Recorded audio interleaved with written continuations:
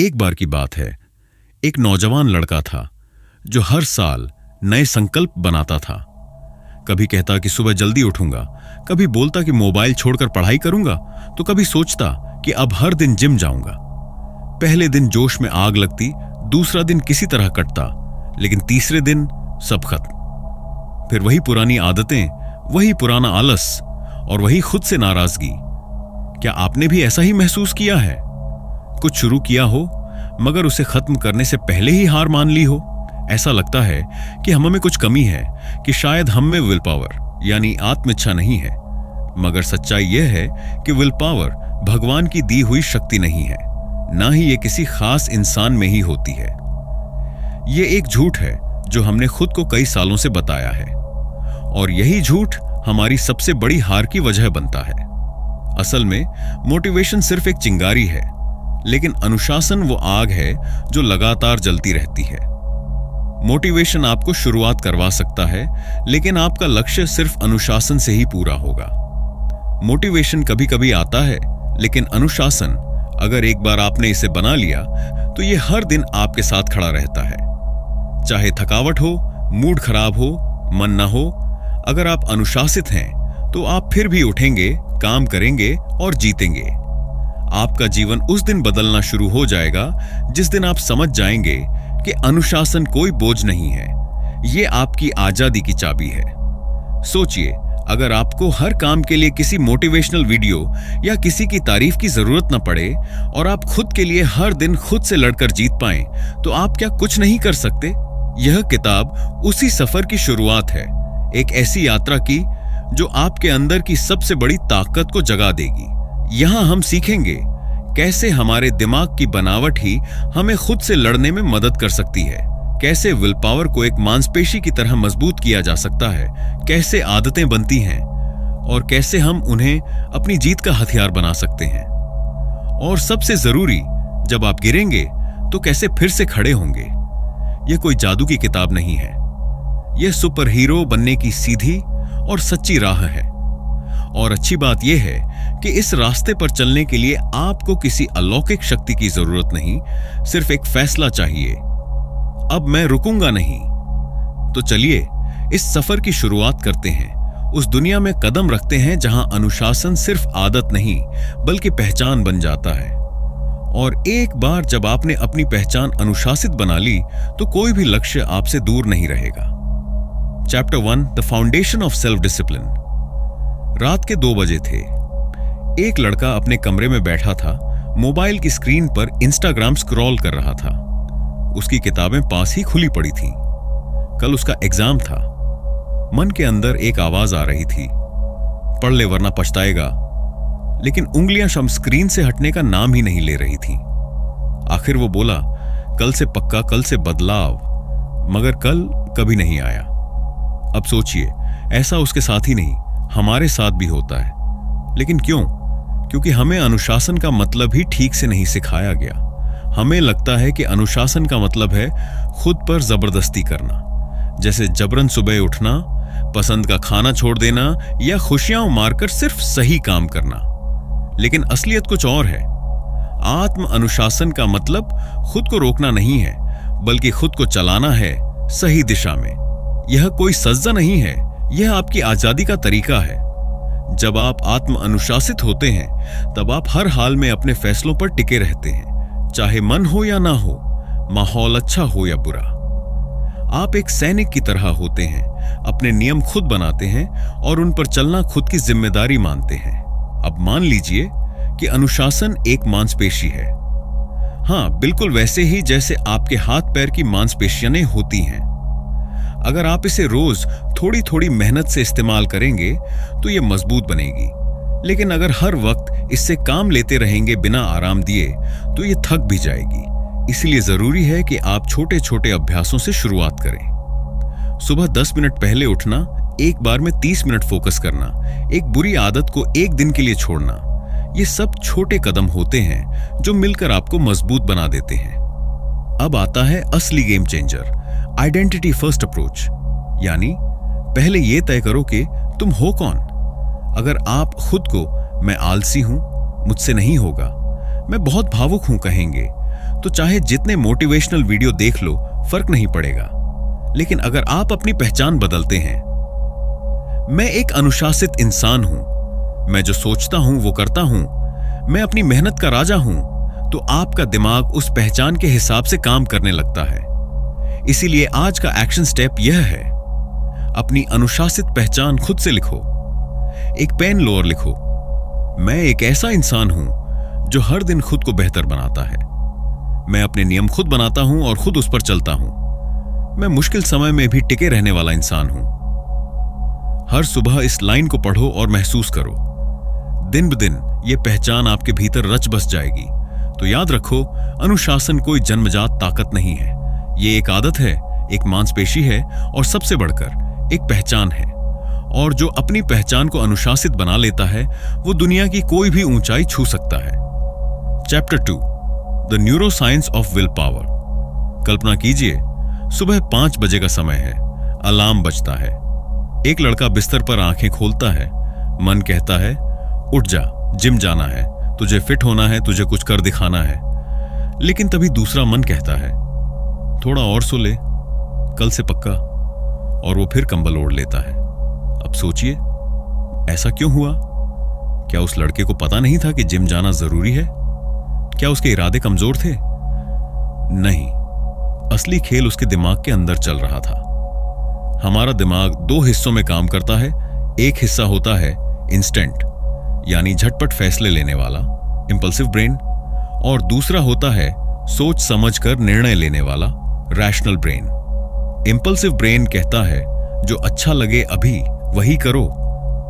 Rational brain कहता है जो जरूरी है उससे पहले करो।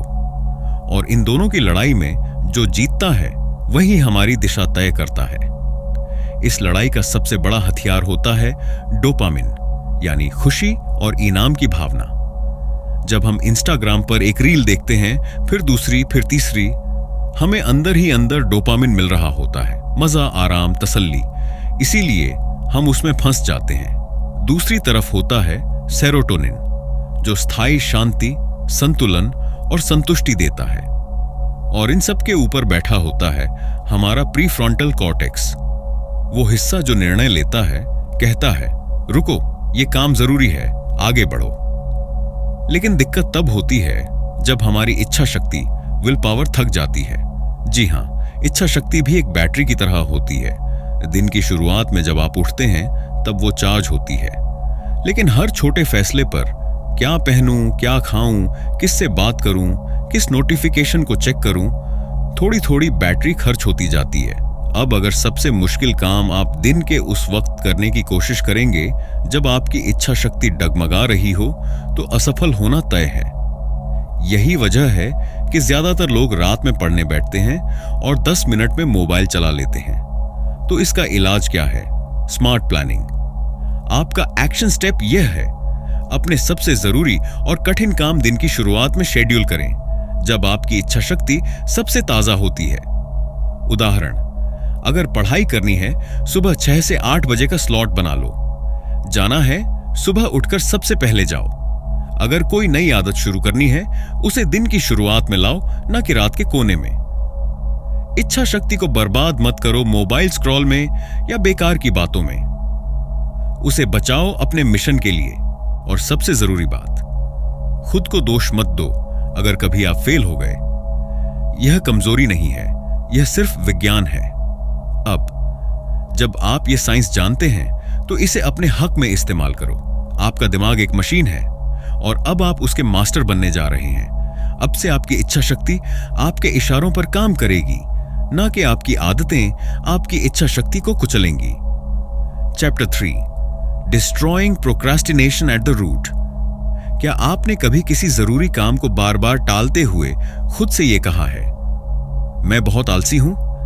क्या आप किसी प्रोजेक्ट को टालते रहे यहां तक कि डेडलाइन आ गई और फिर आपने खुद को कोसा, मेरे अंदर कुछ कमी है?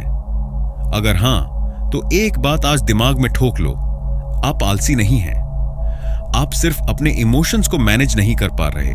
जी हां, प्रोक्रास्टिनेशन यानी काम टालना कोई आदत नहीं, बल्कि इमोशनल रिएक्शन है। हम किसी काम को इसीलिए टालते हैं क्योंकि वो काम हमें बोरिंग, मुश्किल या अजीब लगता है। हमारा दिमाग उस दर्द से बचना चाहता है, इसीलिए कहता है बाद में कर लेंगे, और हम बहक जाते हैं। असल में हमारा मन आराम पसंद है, उसे तुरंत मजा चाहिए, तुरंत संतोष चाहिए। और जब कोई काम उस मजे से दूर ले जाता है, जैसे पढ़ाई, रिपोर्ट लिखना, सफाई करना, तो हमारा दिमाग उस दर्द से बचने के लिए प्रोक्रास्टिनेट करता है। लेकिन अच्छी खबर यह है, इस बीमारी का इलाज है। पहला हथियार है 10 मिनट रूल। यह नियम कहता है, कोई भी काम शुरू करने से पहले खुद से कहो, बस 10 मिनट करूंगा, फिर चाहो तो छोड़ देना। अद्भुत बात यह है कि जब आप शुरू कर देते हैं तो दिमाग की इनर्शिया यानी जड़ता टूट जाती है, और 10 मिनट बाद अक्सर आप 20 से 30 मिनट काम करते चले जाते हैं। सबसे मुश्किल हिस्सा होता है शुरुआत करना, इसलिए दूसरा हथियार है फ्रिक्शन कम करना। सोचिए, अगर आपके पढ़ने की किताबें इधर उधर फैली हों, लाइट धीमी हो, मोबाइल पास पड़ा हो, तो क्या आप मन लगाकर पढ़ पाएंगे? नहीं, क्योंकि शुरू करने में बहुत अड़चने हैं। इसलिए काम को शुरू करना आसान बनाओ। किताब टेबल पर खुली रखो, मोबाइल दूर रखो, जो करना है वो पहले से तैयार रखो। फ्रिक्शन कम, स्टार्ट करना आसान, प्रोग्रेस शुरू। अब आती है सबसे मजबूत रणनीति, टाइम ब्लॉकिंग और मिनी हैबिट्स। टाइम ब्लॉकिंग मतलब दिन को हिस्सों में बांटो। जैसे सुबह 7 से 8 बजे सिर्फ रीडिंग का स्लॉट, उस टाइम पर और कुछ नहीं। मिनी हैबिट्स मतलब काम को इतना छोटा कर दो कि मना करने का बहाना ही ना बचे। जैसे एक पेज पढ़ूंगा, 2 मिनट एक्सरसाइज करूंगा, 5 लाइन लिखूंगा। ये छोटी जीतें आपके आत्मविश्वास को रोज मजबूत करती हैं। धीरे धीरे आपका दिमाग समझ जाता है काम करना मुश्किल नहीं है, बस करना शुरू करना है। तो अगली बार जब दिमाग बोले कल कर लेंगे, तो जवाब दो बस 10 मिनट कर लूंगा, फिर जो होगा देखा जाएगा। ये आपकी जीत की शुरुआत होगी, क्योंकि जो इंसान काम टालना छोड़ देता है वो जिंदगी से जीतना शुरू कर देता है। Chapter 4, building mental toughness. एक अमेरिकन नेवी सीएल की ट्रेनिंग चल रही थी। सर्दियों की रात थी, पानी बर्फ जैसा ठंडा था। इंस्ट्रक्टर ने उन्हें कहा, अब 30 मिनट इस ठंडे पानी में बैठकर खुद को शांत रखना है। कोई शिकायत नहीं, कोई हरकत नहीं। कुछ जवान थर थर कांपते हुए बाहर आ गए, लेकिन कुछ रुके रहे, कांपते हुए भी, चुपचाप डटे हुए। उनसे पूछा गया, तुम कैसे टिके रहे? एक जवान ने जवाब दिया, हम हर दिन डिस्कंफर्ट में रहने की प्रैक्टिस करते हैं। दिक्कत से डरना बंद कर दिया, अब उससे दोस्ती हो गई है। यही है मेंटल टफनेस, मानसिक ताकत। और इसकी सबसे बड़ी पहचान है ग्रिट, यानी मुश्किल हालात में भी टिके रहना। हार मानने से पहले 100 बार गिरना और 100 बार उठ खड़े होना। आप सोचेंगे, भाई हम नेवी सीएल तो नहीं हैं। लेकिन ध्यान दो, मेंटल टफनेस सिर्फ फौजियों की चीज नहीं है। ये हर उस इंसान की जरूरत है जो अपने सपनों के लिए लड़ रहा है। अब सवाल उठता है, ये ताकत आती कहां से है? एक, असहजता का प्रकाश। तकलीफ से भागो मत, उससे टकराओ। दिक्कत यह है कि आज की दुनिया बहुत कंफर्टेबल हो गई है। एसी कमरे, फूड डिलीवरी, इंस्टाग्राम रील, सब कुछ आरामदायक और आसान। लेकिन जो इंसान हर दिन सिर्फ आराम में जीता है, वो मुश्किल आते ही टूट जाता है। मेंटल टफनेस का पहला नियम है, जानबूझकर रोज थोड़ी तकलीफ का सामना करो।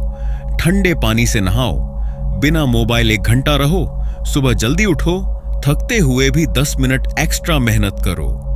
ये छोटी छोटी तकलीफें आपकी मानसिक ताकत की एक्सरसाइज होती हैं। जैसे जिम में मांसपेशियां बनती हैं, वैसे ही ये डिस्कंफर्ट आपकी मानसिक मांसपेशी बनाता है। दूबोंचे फेल, रीसेट, रिपीट। हारो फिर खड़े हो जाओ। दुनिया के टॉप परफॉर्मर्स, चाहे वो स्पोर्ट्समैन हो या बिजनेस लीडर, हर किसी की सफलता के पीछे एक चीज कॉमन होती है, वो बार बार फेल हुए लेकिन हर बार उठे भी। मेंटल टफनेस का असली टेस्ट तभी होता है जब आप असफल होते हैं। जो इंसान एक बार हार के बाद सोचता है अब नहीं करूंगा, वो कभी ग्रो नहीं कर सकता। लेकिन जो ये कहता है चलो फिर से शुरू करते हैं, वही चैंपियन बनता है।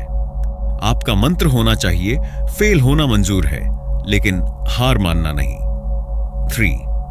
Quick action, discomfort reps, daily challenge. अब बात करें उस चीज की जो आपको आज से शुरू करनी है। मेंटल टफनेस सिर्फ सोचने से नहीं बनती, करने से बनती है।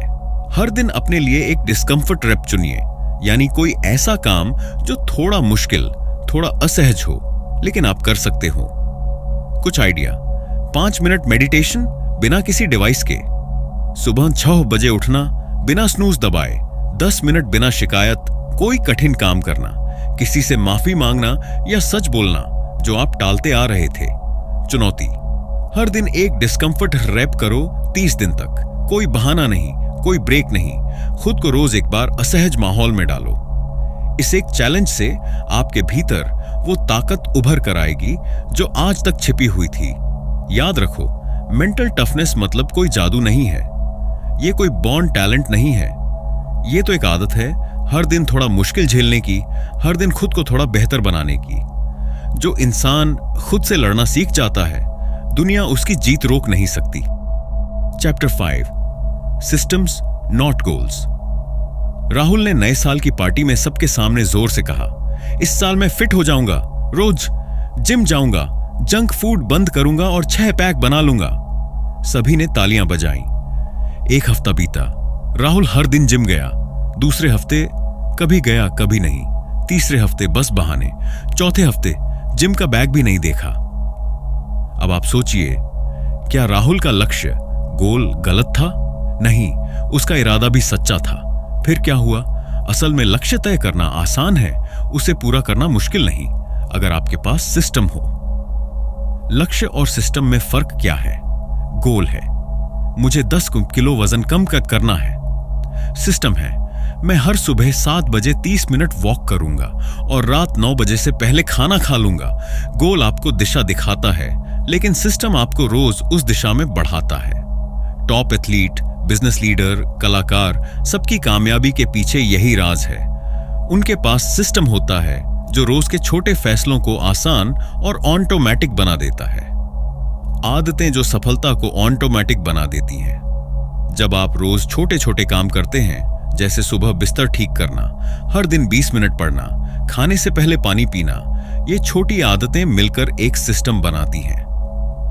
आप सोचो, अगर आपको हर बार खुद को समझाना पड़े कि मुझे जिम जाना है, तो आप थक जाएंगे।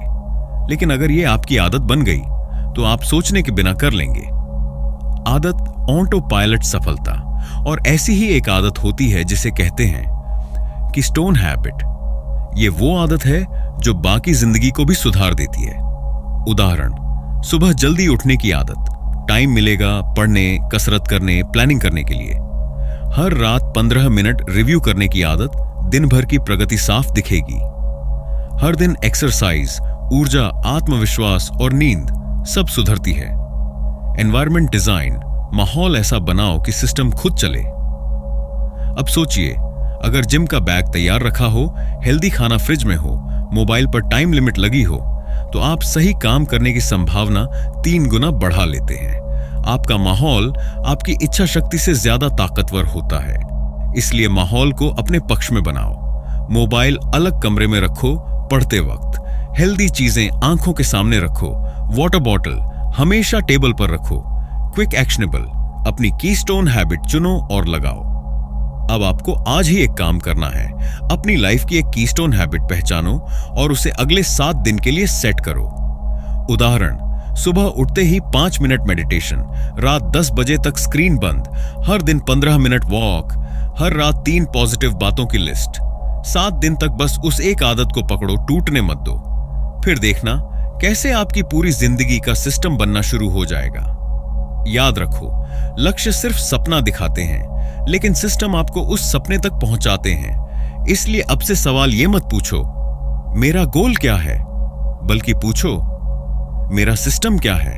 Chapter 6, the time and energy equation. सोचिए, 2 लोग हैं, दोनों के पास दिन के वही 24 घंटे हैं। एक दिन भर भागता रहता है, काम की लिस्ट लंबी होती है, लेकिन दिन खत्म होते होते बेजान सा महसूस करता है, कुछ किया ही नहीं। दूसरा इंसान दिन की शुरुआत शांत दिमाग से करता है, कुछ ही काम करता है, लेकिन फिनिशिंग टच ऐसा होता है कि खुद को शाबाशी देता है।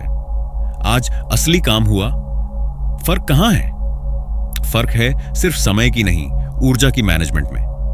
समय सबके पास बराबर होता है, लेकिन ऊर्जा की समझ जिसको आ गई वही जीतता है। समय नहीं, अपनी ऊर्जा को कंट्रोल करो। हम अक्सर टाइम मैनेजमेंट के पीछे भागते हैं। टू डू लिस्ट बनाओ, अलार्म लगाओ, कैलेंडर भरो। लेकिन सवाल यह है, अगर आप किसी काम के लिए 2 घंटे का स्लॉट बनाओ और उस वक्त आपकी एनर्जी ही लो हो, तो क्या आप सच में वो काम कर पाओगे? सच्चाई यह है कि आपका दिमाग पूरे दिन एक जैसा काम नहीं करता। आपकी सोच, रचनात्मकता और फोकस सबका एक ऊर्जा चक्र होता है, सर्केडियन रिदम। शरीर की बायोलॉजिकल घड़ी समझो। हर इंसान के शरीर के अंदर एक सर्केडियन रिदम होता है, यानी शरीर का नेचुरल एनर्जी टाइम टेबल। सुबह 5 से 8 बजे शरीर धीरे धीरे एक्टिव होता है। सुबह 9 से 12 बजे दिमाग सबसे तेज, सबसे फोकस्ड होता है। दोपहर 1 से 3 बजे ऊर्जा गिरती है, इसलिए नींद आती है। शाम 4 से 6 बजे शारीरिक एनर्जी फिर से बढ़ती है। रात 8 बजे के बाद शरीर आराम की मांग करता है। इसका मतलब साफ है, अपने सबसे कठिन और दिमागी काम सुबह 9 से 12 के बीच करो। सोशल मीडिया, ईमेल चेक करना या हल्के टास्क वो दोपहर बाद के लिए रखो। कभी ऐसा लगा है कि दिन के आखिर में आप बस कुछ भी देखने, खाने या स्क्रॉल करने लगते हैं? यह होता है डिसीजन फटीग। जब आप दिन भर में इतने छोटे छोटे फैसले ले लेते हो, क्या पहनूं, किससे बात करूं, क्या खाऊं, किसको जवाब दूं, कि आपका दिमाग थक जाता है। थका हुआ दिमाग फिर आसान रास्ता चुनता है, स्क्रॉल करना, टालना, भूल जाना। बचने का तरीका, सुबह की दिनचर्या फिक्स करो, जैसे क्या पहनना है, क्या खाना है। दोपहर में ब्रेक जरूर लो, माइंड को रिसेट करने के लिए। दिन के अंत में अनावश्यक फैसले न लो। क्या देखूं, क्या पढ़ूं का पहले से तय प्लान हो। Quick actionable anti distraction ritual बनाओ। अब असली गेम प्लान आता है, डिस्ट्रैक्शन को हराने का तरीका। आज के दौर में सबसे बड़ी चुनौती है ध्यान भटकने से बचना। हर नोटिफिकेशन, हर कॉल, हर रील आपकी एकाग्रता को चबाकर खा जाती है। इसलिए जरूरी है कि आपका एक एंटी डिस्ट्रैक्शन रिचुअल हो। आगे है एक बेहद असरदार रूटीन। 1 डिजिटल क्लीन जोन बनाओ, काम से पहले 30 सेकंड। मोबाइल एयरप्लेन मोड, सभी नोटिफिकेशन ऑफ। ब्राउजर में डिस्ट्रैक्शन ब्लॉकर ऑन, जैसे न्यूज़फीड इरेडिकेटर। 2 माइंड को प्रेप करो, 1 मिनट 3 डीप ब्रीथ लो। खुद से कहो, अगले 30 मिनट सिर्फ ये काम, कुछ और नहीं। 3 टाइम ब्लॉक सेट करो, 25 से 30 मिनट। एक अलार्म या पोमोडोरो टाइमर लगाओ, एक ही काम पर फोकस रखो। 4 मिनी ब्रेक, हर 30 से 45 मिनट बाद 5 मिनट का ब्रेक लो। चलो, पानी पियो, आंखें बंद करो। यह क्यों जरूरी है? क्योंकि जब आप अपना एनर्जी लेवल पहचान लेते हैं, डिस्ट्रैक्शन हटाते हैं और फैसलों की थकान को सीमित करते हैं, तब आप कम समय में ज्यादा गहरा काम कर पाते हैं। आप थकते नहीं, आप जलते नहीं, आप चमकते हैं। अब आपसे सवाल, आप हर दिन कितने घंटे नहीं, कितने मिनट फोकस में रहते हैं? क्योंकि फर्क वहीं से शुरू होता है। अब से सिर्फ टाइम मैनेज मत करो, अपनी एनर्जी की कमान संभालो। Chapter 7, emotional kung fu. एक बार एक लड़के ने ठान लिया कि वह हर दिन सुबह 6 बजे उठकर दौड़ लगाएगा। पहले दिन सब कुछ ठीक था, दूसरे दिन भी उठा, लेकिन तीसरे दिन जैसे ही अलार्म बजा, मन बोला, यार आज बहुत थकावट लग रही है, कल से पक्का थोड़ा और सो लेता हूं। और बस वहीं से सब खत्म। अब सवाल उठता है, यह लड़का क्या अनुशासनहीन था? क्या इसमें इच्छा शक्ति की कमी थी? नहीं, असल में यह भावनाओं का मामला था। उसकी इच्छा थी, इरादा भी था, लेकिन एक अस्थायी भावना, थकान, आलस, मन का मूड उस पर हावी हो गई। इसी को कहते हैं इमोशनल हाईजैक, जब आपकी भावना आपकी सोच को काबू कर ले। और यही कारण है कि सेल्फ कंट्रोल यानी आत्मनियंत्रण का सबसे बड़ा दुश्मन है इमोशन मिसमैनेजमेंट। लेकिन अच्छी बात यह है, इसका इलाज है, और उस इलाज का नाम है इमोशनल कुंग-फू। आपने देखा होगा, जो लोग सबसे ज्यादा अनुशासित और शांत दिखते हैं, वो हमेशा खुश नहीं होते। उनके अंदर भी गुस्सा आता है, डर लगता है, थकावट होती है, लेकिन वो एक चीज जानते हैं, भावनाएं अस्थायी होती हैं। अगर आप 5 से 10 मिनट झेल जाओ तो वो गुजर जाएंगी। इमोशनल कुंग-फू का पहला मंत्र यही है, भावनाएं हकीकत नहीं हैं, वो एक लहर है। जैसे समंदर में लहरें आती हैं और चली जाती हैं, वैसे ही मन में भी गुस्सा, डर, आलस, भूख, दुख सब आते हैं और जाते हैं। फर्क सिर्फ इतना है कि क्या आप उस लहर पर सवार होते हो या उसमें डूब जाते हो। अब मिलिए इस अध्याय की सुपर टेक्निक से, सुफ दी अर्ज। जब भी कोई अर्ज आए, जैसे मोबाइल उठाने की, चॉकलेट खाने की, किसी से उल्टा बोलने की, तो एकदम रिएक्ट मत करो, रुक जाओ, उसे देखो, समझो और उसके ऊपर सर्फ करो। कैसे? रुको, अभी नहीं, थोड़ा रुकते हैं, नाम दो। ये गुस्सा है, ये बोरियत है। महसूस करो, अपनी बॉडी को स्कैन करो, दिल की धड़कन, सांस, मांसपेशियों में तनाव। सवाल पूछो, क्या यह भावना स्थायी है? क्या मैं इसका गुलाम हूं? संकल्प दो, मैं अभी इसका जवाब नहीं दूंगा, मैं 10 मिनट बाद देखूंगा। 99% मामलों में वो अर्ज खुद ही फीकी पड़ जाएगी। इसी तकनीक को रोज प्रैक्टिस करो और आपका दिमाग भावनाओं का मालिक बन जाएगा। अब असली अभ्यास की बारी है। सिर्फ पढ़ना नहीं, करना है। हर बार जब आप भावनात्मक रूप से रिएक्ट करते हो, जैसे चिल्लाना, टालना या इंपल्सिव खाना, उस पल को लिखो। क्या हुआ? एग्जाम्पल, बॉस ने डांटा। क्या महसूस हुआ? एग्जाम्पल, गुस्सा, डर, शर्म। क्या किया?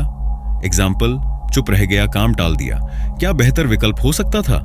एग्जाम्पल, गहरी सांस, 10 मिनट का वॉक। जब भावनाएं आपको घेरें, तब खुद से ये बात जरूर कहें, ये भावना स्थायी नहीं है, ये सिर्फ एक लहर है और मैं उस पर सर्फ कर सकता हूं। मैं अपने विचारों और एक्शंस का मालिक हूं, भावना नहीं। मैं कुछ मिनट रुकूंगा, फिर सही निर्णय लूंगा। इसे आप एक कागज पर लिखकर अपने स्टडी डेस्क या फोन स्क्रीन पर रख सकते हैं। असली ताकत क्या है? इमोशनल कुंग-फू आपको सिर्फ शांत बनाता है, ऐसा नहीं, ये आपको अनस्टॉपेबल बनाता है। जब आप भावनाओं को पहचानना और संभालना सीख जाते हैं, तो आप किसी भी हालत में फोकस कर सकते हैं, किसी भी मुश्किल के बीच शांत रह सकते हैं और किसी भी बड़े फैसले में खुद पर कंट्रोल रख सकते हैं। अब से याद रखिए, आपका इमोशन आपका दुश्मन नहीं है, लेकिन अगर आपने उसे समझा नहीं, तो वो आपकी सफलता का सबसे बड़ा ब्रेक बन सकता है।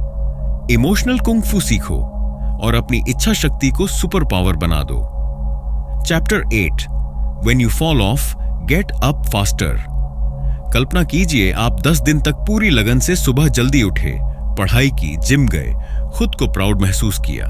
लेकिन फिर एक दिन आप लेट उठे, जिम नहीं गए, पढ़ाई टाल दी। फिर दिमाग में आया, अब तो सब बिगड़ गया, मैं कभी कंसिस्टेंट नहीं रह पाता, शायद मैं बना ही नहीं इसके लिए। और बस यही सोच आपको असली हार दिलवा देती है। सच क्या है? कोई भी इंसान परफेक्ट नहीं होता, कोई भी अनुशासन में हर दिन नहीं टिकता। फर्क सिर्फ इतना है कि कुछ लोग गिरने के बाद उठते हैं और कुछ गिरने के बाद खुद को गिरा हुआ ही मान लेते हैं। हम बचपन से सीखते आए हैं, अगर तुम गलती करोगे तो शर्म करो। लेकिन अनुशासन का दुश्मन गिल्ट नहीं है। गिल्ट तो एक दलदल है जिसमें इंसान फंसता चला जाता है। असल में जो चाहिए वो है सेल्फ कंपैशन, यानी खुद के प्रति करुणा और समझ। हां, मैं फिसला, लेकिन इसका मतलब यह नहीं कि मैं कमजोर हूं। इसका मतलब है कि मुझे अपने सिस्टम में सुधार की जरूरत है। गलतियों पर शर्म नहीं, विश्लेषण करो, मैं क्यों चूका? उस समय मेरा वातावरण कैसा था? मेरा मन क्या कह रहा था? मैं अगली बार क्या कर सकता हूं? यह सोच आपको फिर से ट्रैक पर लाने का असली ईंधन है। If then recovery strategy. गिरने से पहले प्लान बनाओ। जी हां, गिरना इंसानी है, लेकिन उसके बाद क्या करना है यह पहले से तय होना चाहिए। इसे कहते हैं इफ देन प्लानिंग। उदाहरण, अगर मैं सुबह नहीं उठ पाया तो मैं शाम को 20 मिनट वॉक जरूर करूंगा। अगर मैं एक दिन पढ़ाई नहीं कर पाया तो मैं रात को 10 मिनट का रिव्यू जरूर करूंगा। अगर मैं जंक फूड खा लिया तो अगले दिन डबल पानी और हल्का खाना लूंगा। यह तकनीक आपको 0 या 100 वाले माइंडसेट से बाहर लाती है। आप सीखते हैं, कुछ भी पूरी तरह खत्म नहीं होता जब तक आप दोबारा शुरू करते हैं। बहुत से लोग कहते हैं, मेरी 21 दिन की स्ट्रिक टूट गई, अब सब बेकार गया। नहीं गया। स्ट्रिक टूटने से आपकी मेहनत नहीं मिटती। आप 10 दिन चले, 11वें दिन फिसले तो अब आप एक ऐसे इंसान हो जो फिर भी दोबारा खड़ा हो सकता है। ट्रैक रखना जरूरी है, लेकिन ब्रेक से डरना नहीं। खुद को याद दिलाओ, consistency is not perfection, it's recovery. Streak टूटने के बाद का पहला दिन ही सबसे महत्वपूर्ण होता है। उस दिन उठो, थोड़ा करो, ट्रैक पर वापस आओ। अब आपको चाहिए एक ठोस रिकवरी प्लान, ताकि गिरने पर आप उठ सकें और तेजी से रिकवर करें। आगे दिया है एक step by step recovery framework. Step 1, अपनी गलती का नाम दो। मैं आज काम टाल गया, प्लान फॉलो नहीं किया, आलसी बन गया। स्टेप 2, एक लाइन में कारण लिखो। आज मूड बहुत डाउन था, सोने में देर हो गई, फोन बहुत चला लिया। स्टेप 3, इफ देन प्लान लिखो। अगर आज जैसी स्थिति फिर बने तो मैं 20 आवर्स करूंगा। Step 4, self talk script. मैं गिरा हूं लेकिन खत्म नहीं हूं, यह बस एक ब्रेक था, मैं लौट आया हूं और अब पहले से बेहतर चलूंगा। स्टेप 5, एक मिनी विन करो। कोई भी 5 से 10 मिनट का काम करो, जैसे 10 पुशअप, एक पेज पढ़ाई, 10 मिनट वॉक, जिससे आपका ब्रेन समझे अब मैं फिर ट्रैक पर हूं। असली योद्धा कौन होता है? वो नहीं जो कभी नहीं गिरा, बल्कि वो जो हर बार गिरकर जल्दी उठता है। आप भी वही हैं। अब से जब भी आप अनुशासन से भटकें, याद रखें, शर्म मत करो, एक्शन लो। गिल्ट में मत घुसो, प्लान बनाओ। फिसलना इंसानी है, लेकिन उठना आपकी ताकत है। तो दोस्तों, द सेल्फ डिसिप्लिन मैनुअल हमें सिर्फ एक किताब नहीं देती, ये हमें एक जिंदगी जीने का तरीका सिखाती है। ये हमें बताती है कि अनुशासन कोई सजा नहीं, बल्कि हमारी सच्ची आजादी है। जब आप अपने आप पर नियंत्रण रखते हो, जब आप भावनाओं, आदतों और बाहरी दुनिया को खुद से बड़ा नहीं बनने देते, तभी आप असली ताकतमंद बनते हो। पीटर हॉलिंस की इस किताब से हमने सीखा अपने माइंडसेट को कैसे शार्प बनाएं, कैसे छोटे एक्शन से बड़ी सफलता की नींव रखी जाती है। और जब आप गिरो तो शर्म नहीं, समझदारी से उठना है। अब सवाल यह है, क्या आप तैयार हैं अपनी लाइफ को अपने कंट्रोल में लेने के लिए? अगर हाँ, तो अभी से एक 7 दिन का स्व नियंत्रण स्प्रिंट प्लान बनाइए। अपने रूटीन को रिप्रोग्राम कीजिए। खुद से एक वादा कीजिए, मैं रुकूंगा नहीं, झुकूंगा नहीं और खुद को हर दिन बेहतर बनाऊंगा। अगर ये वीडियो आपके दिल को छू गई हो तो लाइक कीजिए, शेयर कीजिए और ऑडियो बुक आर्क चैनल को सब्सक्राइब करना ना भूलें, क्योंकि ये तो बस शुरुआत है। आगे और भी जिंदगी बदलने वाले ज्ञान के खजाने हम आपके लिए लेकर आएंगे। डिसिप्लिन से ही डेस्टिनी बनती है। मिलते हैं अगले वीडियो में। तब तक के लिए खुद पर भरोसा रखिए और आगे बढ़ते रहिए।